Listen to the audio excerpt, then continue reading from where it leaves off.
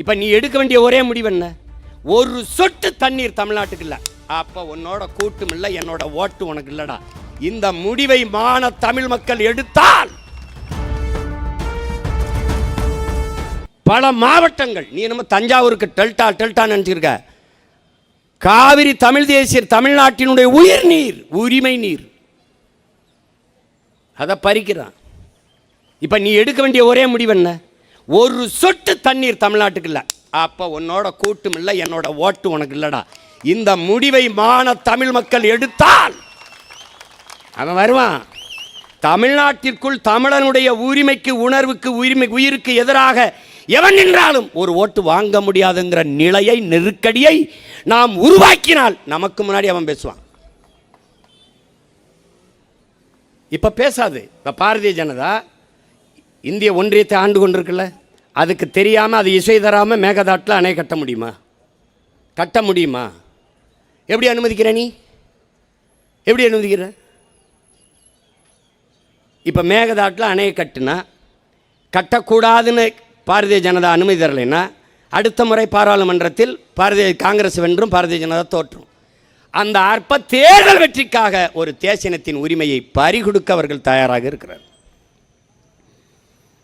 அப்ப நாம் என்ன செய்யணும்? என் உரிமையை பறிக்கிற உனக்கு என் நிலத்தில் ஒரு ஓட்டு கிடையாதரா என்ற முடிவை மான தமிழ் மக்கள் நாம் எடுக்கணும். இல்லை உன்னை எவனாலும் காப்பாற்ற முடியாது. உனக்கு இருக்கிற ஒரே கருவி, வலிமை மிக்க ஆயுதம், வாக்குதான்.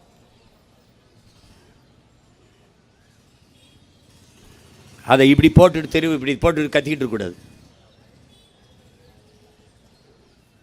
இதெல்லாம் ஒரு கொடுமை. கோட்டு படத்தில் பிளாக் டிக்கெட் விற்றவன் ஜனநாயக படம் வரும்போது மந்திரி ஆயிட்டான்.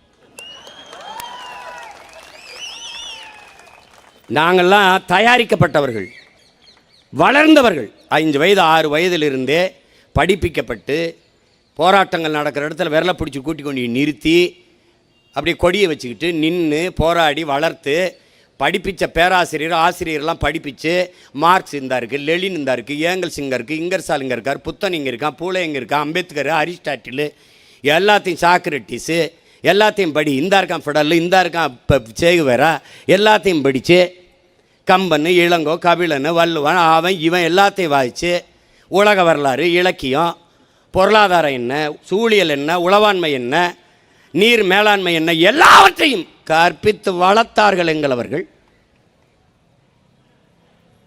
கண் முன்னே என் இனச்சாவை பார்த்தோம். இரத்த சகதிக்குள் ஒப்பாரியிலும் ஓலத்திலும் கரு கொண்டு ஓடி வந்தோம். கதர்னோம், நின்னோம், எல்லாவற்றையும் அர்ப்பணிச்சு 260 வழக்கு என் மேலே. 260 வழக்கு. என்ன சொத்து குவிப்பா இல்லை என்ன இது? எதில் கொலையா கொள்ளையா என்ன இருக்குது? இதே மாதிரி போராடின தான். இங்கே பேசிகிட்டு இருக்கும்போது எங்கள் அண்ணன் கிருஷ்ணசாமி என்ன சொல்கிறாங்க, அப்போ எஃப்ஐஆர் உறுதி. யாருண்ணே? யாருக்குண்ணே? இவருக்கு தானே? இவனா? யாருன்னு பேசுனது? இவன் தம்பிக்கு தான். ஏதோ பேசிட்டான், அப்போ எஃப்ஐஆர் உறுதி. ஏதோ சொன்னான், சொல்கிறான். அதான் ஏதோ சொல்லல. அது மாதிரி நமக்கு ஒரு கோட்பாடு தான். வழக்கு இல்லை என்றால் விடியாது கிழக்கு. சிறை என்றால் அதை நிறை, தடை என்றால் அது உடை. சரி, நான் கேட்குறேன், வெள்ளைக்காரன் சிறை கட்டினது யாருக்காக? நமக்கு. அப்போ நம்ம பிள்ளைகள்லாம் சொந்தக்காரெல்லாம் சட்டம் படிக்கிறதா இருக்குது, நமக்கு வழக்கு நடத்தத்தான். அவனுக்கு வேலை வேணும்னா நம்ம ஏதாவது பண்ணணும்ல. அந்த என் தம்பி ஸ்ரீதரெலாம் வந்திருக்காப்புல, மூத்த வழக்கறிஞர். அப்போ அவரெல்லாம் நம்ம பண்ணணும். என்ன பண்ணணும்? கொலை பண்ணக்கூடாது, உரிமைக்காக போராடணும். அதுக்காக வந்ததுன்னா எதிர்த்து நிற்கணும். இதெல்லாம் கோர்ட்டாக ஏறுறோம், நாளைக்கு கோட்டை வாசலில் ஏற போகிறோம். இதில் என்ன இருக்குது பெரிய? என்ன தம்பி, புரட்சி என்பது ஒரு தலைகள் மாற்றம். மாறாது என்ற சொல்லை தவிர இங்கே எல்லாம் மாறிடும். இன்றைக்கி மேலே இருக்கிறவன் ஒரு நாள் கீழே வருவான், இன்றைக்கி கீழே இருக்கிறவன் நாளைக்கு மேலே போவான். இன்றைக்கி கோட்டையில் இருக்க ஒரு நாள் கொடியை பிடிச்சி இங்கே கத்தியிருப்பான், இங்கே கத்தியிருக்க ஒருத்தன் கோட்டைக்கு போவான். அதுதான் புரட்சி.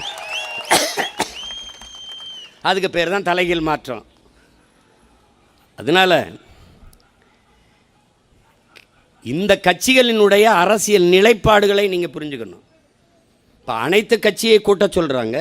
இப்போ நாங்கள் எங்கள் அண்ணன் கிருஷ்ணசாமி எல்லாம் ஐயா எடப்பாடி ஆட்சியில் போய் பல்வேறு பிரச்சனைக்கு நாங்கள் பேசணும். இதே வேளாண் பிரச்சனைக்கு இது எல்லாத்துக்குமே உட்காந்து பேசணும்.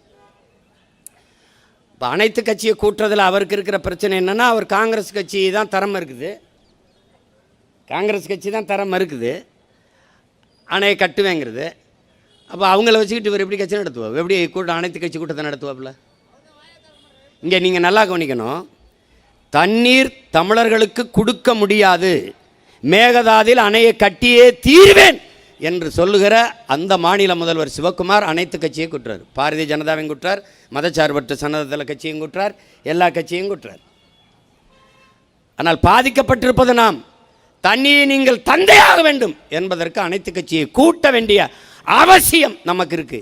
அந்த பொறுப்பும் கடமையும் நாட்டை ஆளுகிற முதல்வருக்கு இருக்கு, செய்யலை. தமிழ்நாடு அரசு கட்சி கொள்கை கருத்து பாகுபாடின்றி தன்னை ஆதரித்தவர்கள் எதிர்த்தவர்கள் எந்த நிலைப்பாடுமின்றி மண்ணின் மக்களின் நலன் தமிழ்நாட்டின் உரிமை என்கிற நோக்கோடு எல்லா கட்சியும் கூட்டி தலைமைச் செயலகத்திலே அனைத்து கட்சி கூட்டத்தை நடத்துகிறார் என்ற செய்தியே இந்திய ஒன்றிய அரசிற்கும் கர்நாடக அரசிற்கும் பெரும் அழுத்தத்தை கொடுக்கும். ஆனால் அவர் அதை செய்யலை. இப்போ என்ன செய்ய போகிறாரு? தொகுதி மறுசீரமைப்பு, அது இந்திய ஒன்றிய அரசு பாரதிய ஜனதா அரசு கொண்டு வர துடிக்குது.